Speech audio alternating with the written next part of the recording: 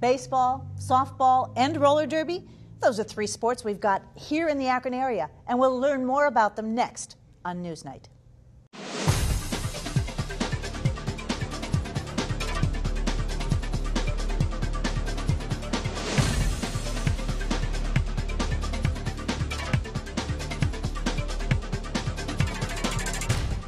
Welcome to NewsNite for March 29th, and I'm glad that you are with us.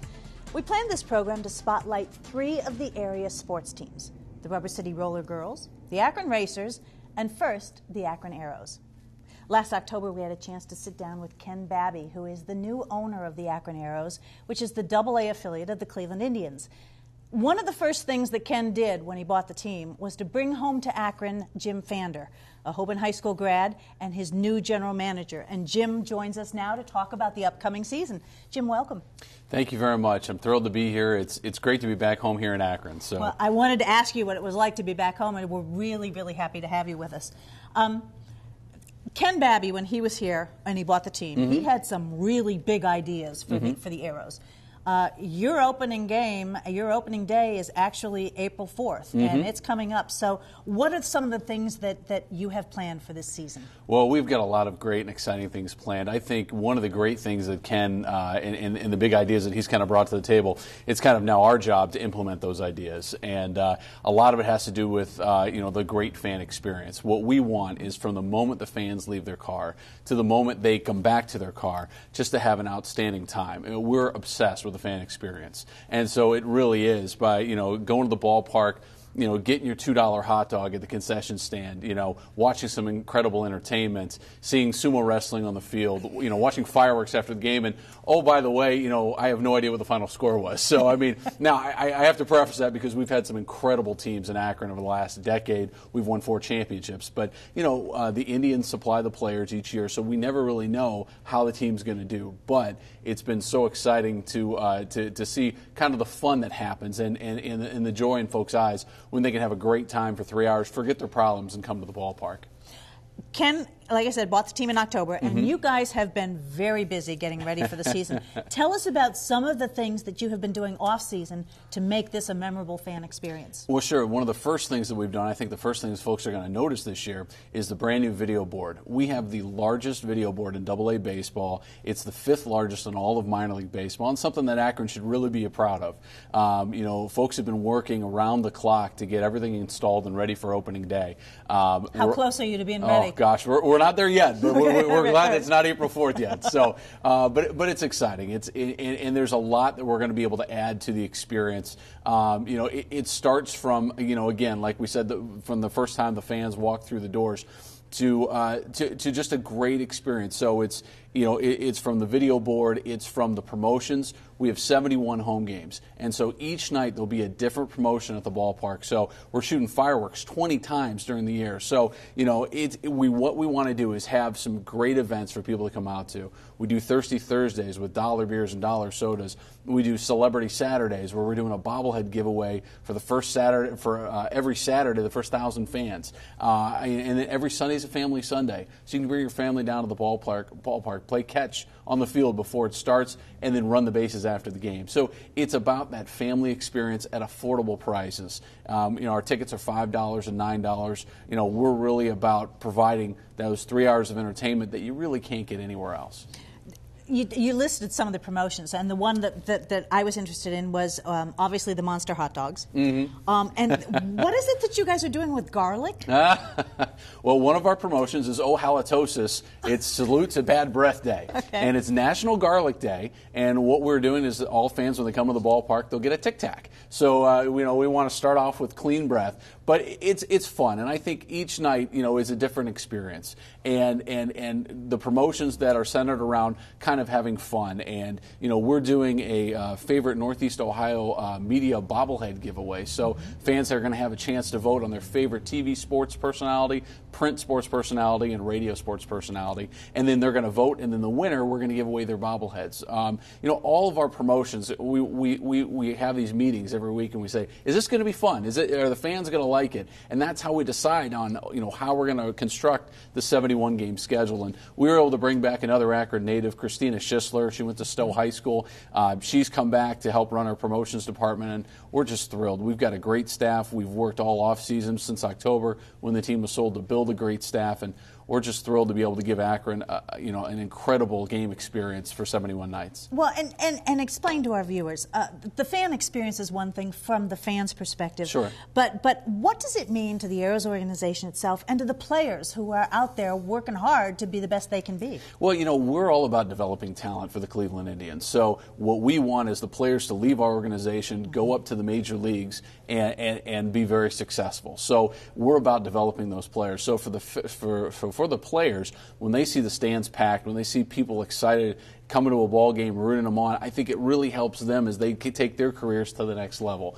And for us, it's about entertainment. It's and being affordable. So that's why we have $2 hot dogs. We also have, like you said, the monster hot dogs. We've got the 3-dog night will come back, which is kind of the John Madden version of the turducken. It's a hot dog stuffed inside a brat, stuffed inside a kielbasa, on a hoagie roll topped with sauerkraut and ballpark mustard. It is it's ridiculous. We've got the Nice to Meet You burger, which is a 2-pound burger. It's 1.25 pounds of beef, a 1/2 pound of hot dogs, and a 1/4 pound of cheese, bacon, and onions. So one of the great things about baseball is that you can have these experiences that are food and beverage related that you can't have anywhere else because you have a timed sport. So it's exciting. It's a part of the experience, and we just want fans to come down to the ballpark and really have a great time all summer long. Well, and maybe some of our viewers have not been to Canal Park Stadium. They don't understand that you are right there in the action, correct? We are. This is one of the great visions of Mayor Pasquale. 17 years ago when they built the stadium and they put this idea and this dream together, we wanted to have access to for the fans to the ballpark so they can get a great view of the action. And it is amazing what we've done. And our job is to kind of take that that shell, that initial the build of the stadium, and make it an outstanding experience for everybody. So it is. You've got great access to the players. You've you can get autographs before the game starts. You can see some of the best prospects in the Indians organization. And on opening day, we're going to celebrate the championship team and hand out the rings that they won from the Eastern League Championship against the Trenton Thunder. So it's exciting. It's going to be just a blast to see all the fun that's going to happen at the ballpark this year. Well, we've talked about the fun and the fan experience and the promotion. Let's get back to the team itself. Sure. They have been Eastern League champs. 4 years? Four times in the last decade. Yeah. So what are their chances this year, Jim? Well, we don't know because the players are controlled by the Cleveland Indians, and so now one of the things that I'm, and again, this is just on the top of my head, is that all the moves the Indians have made this year, I don't think there's going to be as much movement in the minor league system. Now, fingers crossed, but if we can get another great team like we had last year, I think we've got a very good chance in making a run to the championship again. One of the exciting things is Edwin Rodriguez is our new manager. He is currently managing the Puerto Rican team in the World Baseball Classic.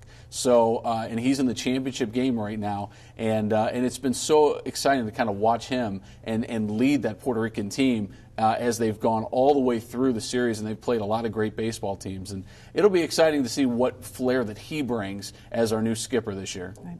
Before we finish the televised portion of our of the broadcast, we've got less than a minute here. Tell our fans what they need to know about April 4th, opening day. Oh, gosh, you don't want to miss opening day. Opening day is going to be fantastic. At 4 o'clock, we're going to shut down the main street right in front of the ballpark. We're going to have fire breathers. We're going to have jugglers. We're going to have stilt walkers. Our folks from the Friends at 91.3 The Summit are going to help with kind of a beer pouring event as well for us. So, I mean, you want to come down early. The game starts at 6:30. Gates open at 5 o'clock. So come on down to the ballpark. You'll have a chance to participate in the street fair. And then it's, we're having the ring ceremony for the championship team. We're going to have the first 500 kids that come in will get their own version of a ring. It'll be a ring pop. We've got fireworks after the ball game. You don't want to miss it. It's going to be the premier event in Akron this year. Well, Jim and I are going to continue our discussion on NewsNite.net. For more NewsNite content, including extended discussions, full interviews, and the chance to speak your mind about the issues, Join us online at newsnight.net. If you love hard hits and speed, you're going to love the Rubber City Rollergirls. And it's my pleasure to introduce you to two of those Rollergirls. We have with us for this program Theresa Mitchell, also known as Shadow Killer.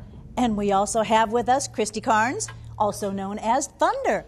Ladies, thank you so much for being with us. Thanks for having us. Okay, so tell us, who are the Rubber City Rollergirls? Well, it's just like you said. We are a group of ladies that enjoy hard hits and going really fast. So it's fun. And roller derby, for people who may not understand it, it's coming back as a sport, is it not? Oh, yeah, especially since that movie a few years ago, that Whip It, it really seemed to bring up a stir. So, all right, so what is roller derby? Roller derby is, everybody thinks it's not like it was back in the olden days with the elbows and the grabbing and the bank we track.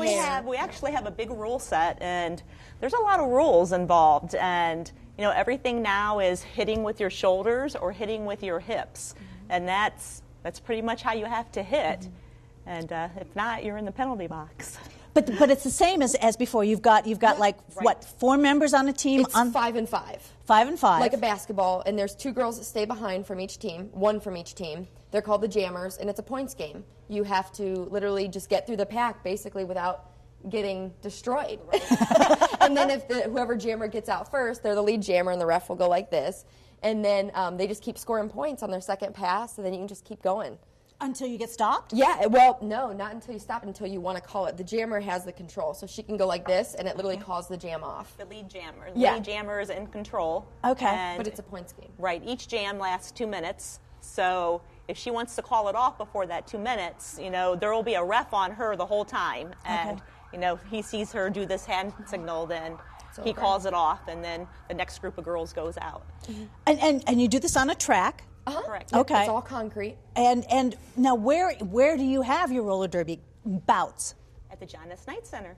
Right downtown. Yeah, okay. Right down here. Yep. And as I understand it, your season, it started in January? Yeah. Correct. Okay, and you have 1 bout per month? Correct. Okay. So you have been part of the Akron sports scene since 2009. What kind of fan base are we talking about? Everybody from honestly like 3-year-olds all the way to your grandma. I mean, everybody. It's not just one specific group of people. It's everyone. Right, and we usually have a crowd from anywhere from maybe 6 to 1,000 or 1,200. 600 to 1,000. At one point, I think we had 1,200 at one point. Right. For one particular bout. Mm-hmm. How many teams are there that you might have matches against? And basically, think of a city and there's a team there. Like, think of Pittsburgh, think of Cleveland, any city basically has a team. Has a team. Columbus, Cincinnati. Columbus, yep. Wow. Everybody. We play a lot of teams from Michigan, New York, stuff like that. West Virginia. Yeah. How long is your season?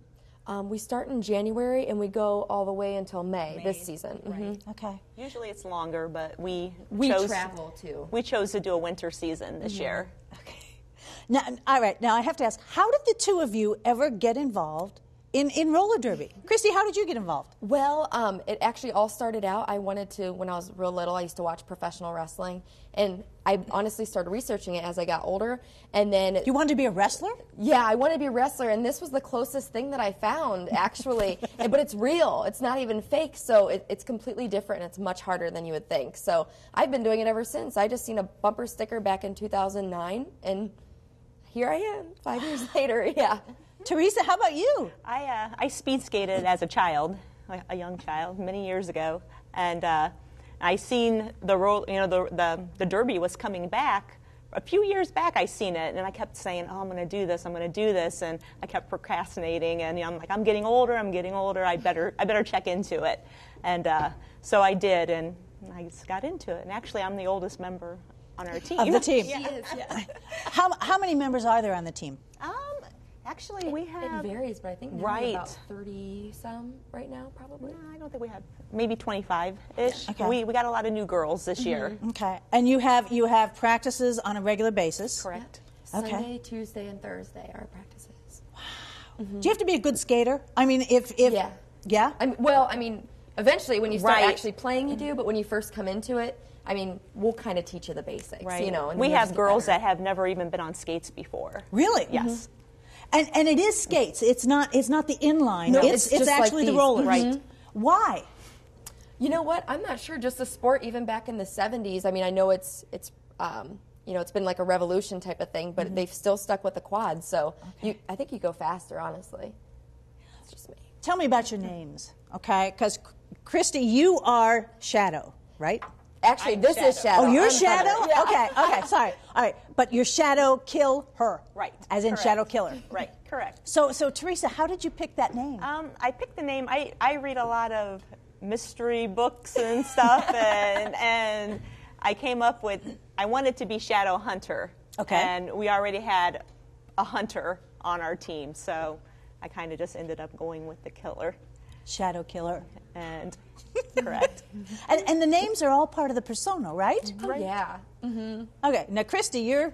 I'm Thunder. I know it sounds kind of basic, but basically it is. All my friends in college were athletes, and we would always go to these parties, you know, years ago, and I would feel like, well, what did I do? I'm not an athlete in college. So me and my one friend that weren't athletes, we started to make up these stories like, oh, I just got back from Beijing, the Olympics. We were javelin throwers. And we'd make up all these random sports, and we'd be like, yeah, they called us Thunder, so...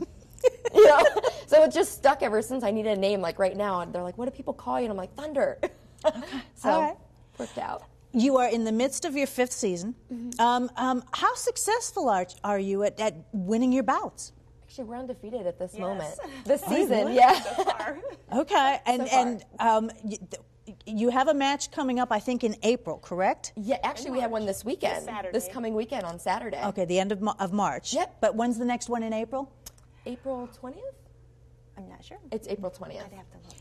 Tell us about the gear you wear, because obviously you wear helmets and you've got wrist guards and knee pads, Theresa. And Elbow. does it really protect you? I mean, this is a contact sport. It does for the most part, but sometimes you have like your pad will slide down and you'll get you'll get cut or something like that. Or I've had my knuckles split open a lot from the floor. Right. They kind of teach us you always keep your hands in, because if you fall with your hands open, you get a chance of getting ran over. Or so it's kind of something we're taught. You know, keep your hands in. Keep your hands in. Keep your hands in when you fall. Have either of you ever been hurt? Yes. What kind of injuries? I cracked a rib twice. Twice. Ooh. I just sprained my collarbone last season. That's it. Oh, but you have day jobs too, right? So you Yes. have to not only do your day Right. jobs, but oh my goodness. Well, what we're going to do is we're going to take this discussion to newsnight.net, and what we're going to also do is on our website, we're going to have links to your website, so any of our viewers can in fact find out far more about the Rubber City Rollergirls. And thank you for being here on the televised portion. Thank you. And we are going to take this, as I said, to newsnight.net. On Newsnight.net, we cover a broader range of topics than we can on the air in 27 minutes. Join us online at Newsnight.net. We are back for our final segment of Newsnight. And you know, Akron is a hotbed for softball. And nobody does softball better than the Akron Racers, and especially Joey Arrietta, who is their owner and their general manager. Joey, welcome to Newsnight. Thank you very much. It's really a pleasure to be here. I've been looking forward to this for a couple weeks now. Tell us about the Akron Racers. I mean, give us a brief history about the softball team, please. Well, you know, I actually got started with this back in 1995, you know, and at that point went to our mayor and said there's a possibility, you know, that we can bring a professional softball team in as early as 1997. And, you know, he is a visionary. I mean, he can see pictures out there that a lot of folks can't see. And God bless him, because he saw this one as being something very, very significant at the time in which, you know, he's having some discussions about bringing the Aeros here. So he felt very strongly that maybe we ought to do something for the women. And we continued on with that effort, and in 1999, we actually were awarded our very first team. We were the first Midwest franchise in professional softball, and we are currently the oldest existing franchise in professional softball. But the league has changed. The name of the league is now the The Women's Softball League is called the WPSL. It used to be called the WPSL. Okay. We actually have gone through a few transitions, but we are the National Pro Fast Pitch at this point. Since 2004, we actually took on the new name, and it's continued for the past 10 years as the NPF National Pro Fast Pitch. How many leagues are there, or how many teams are there in the league, Jerry? There's 4 at the moment. There's a team in Chicago that plays at a brand new facility in Rosemont, Illinois, one in Orlando, and then also just our newest team, which is now in really on the border of New York and New Jersey. They're going to play in a few stadiums up there. And this is your 12th season. This is our 12th, yes. And when does the season start? It actually starts for Akron at the beginning of June. We are the leadoff game in Chicago on June 5th, but we don't actually come home and begin playing at Firestone Stadium until June 27th is our actually home opener.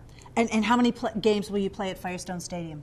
We'll actually play 28 this year. The schedule has been increased. We'll play a 48-game home and away schedule, but most of the games, really 28 out of 48 are going to be right at Firestone Stadium. Tell us, if you would, please, about the players on the Akron Racers. How do you get your players?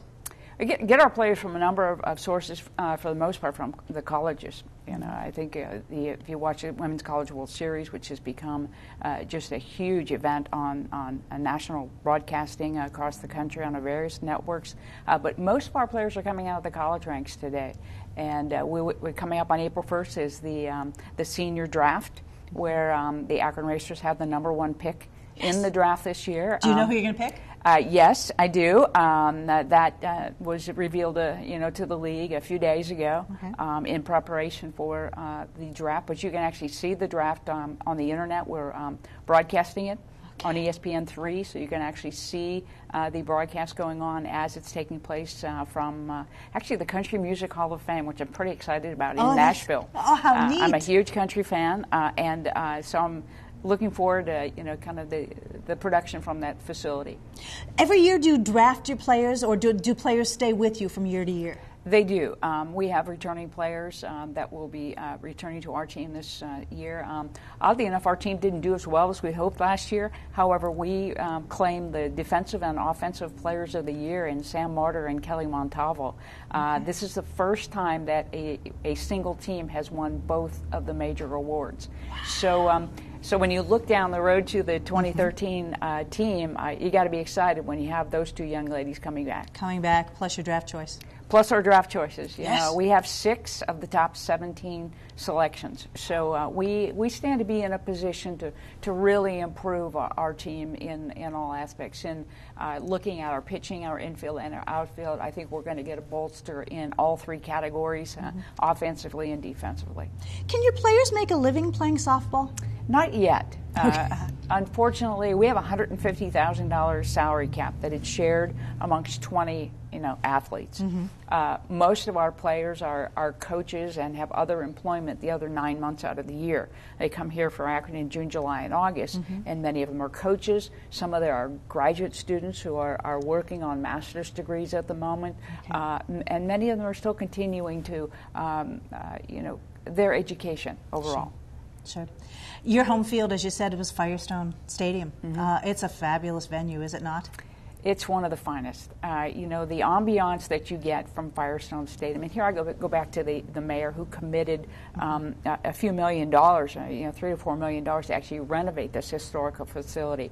And I can say one of the #1 celebrities in our game, Jenny Finch, who has played for the national team and has been at Firestone Stadium, says that that's one of the nicest facilities and one of the facilities that she has enjoyed playing in the most. Wow.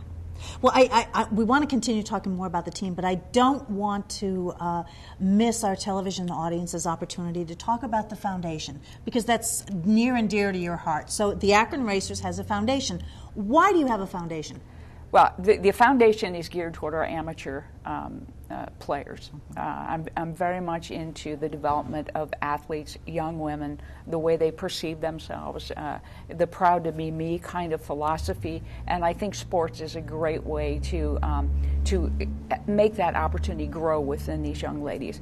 And with our amateur events and the things that we do on the amateur side, we also have, our charities, which is our 501c3, which I'm probably the most proud of, to be honest with you, because we've raised over $100,000 in the last several years for mammograms for men and women in our community who can't afford them. And until we have a breakthrough in breast cancer detection, this is the best defense we have. So when you look at our professional team, our commitment to amateur and young players, and our charities, I really think that as far as in its entirety, we are what I consider a true community asset. Absolutely. How does the community give back to you, Joey? The community gives back to me in the smiles that we get on people's faces when we entertain them. Mm-hmm.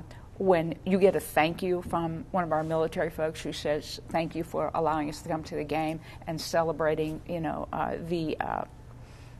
what they do for us. We get a chance to do so much and don't have to listen to bombs going off and all around us because of these men and women who do this sort of thing. So the thank yous we get there, working with places like Stewart's Caring Place, starting the very first Akron Race for the Cure a year ago that raised over $160,000 for the Susan Komen group. This is more about everything we do. We're just not a professional team. Mm-hmm. And so I'm giving you more reasons than just coming and watching my young ladies play. It's more than a game. It's an experience. Absolutely. Well, what we're going to do is we're going to take, you and I are going to continue our discussion on an extended edition of NewsNite. But I want you to remind our viewers, when is the first Akron Racers game and how much do tickets cost? Well, tickets are really inexpensive. You can go to the Racers game before less than a movie. So anywhere from $5 to $7, and you can get a prime seat because you're really close to the facility. We actually open up on June 27th. Is game one. It's a Thursday night game at 7:05, and that's our home opener. And that home weekend, we play 4 games that weekend, and against the Chicago Bandits. So we're hoping that people will come and share the experience with us. Well, Joey, I will do my best to be there. Okay. You and I are going to continue our discussion. We want to thank you for being with us on NewsNite and bid you good night, and we'll see you again next week here on NewsNite.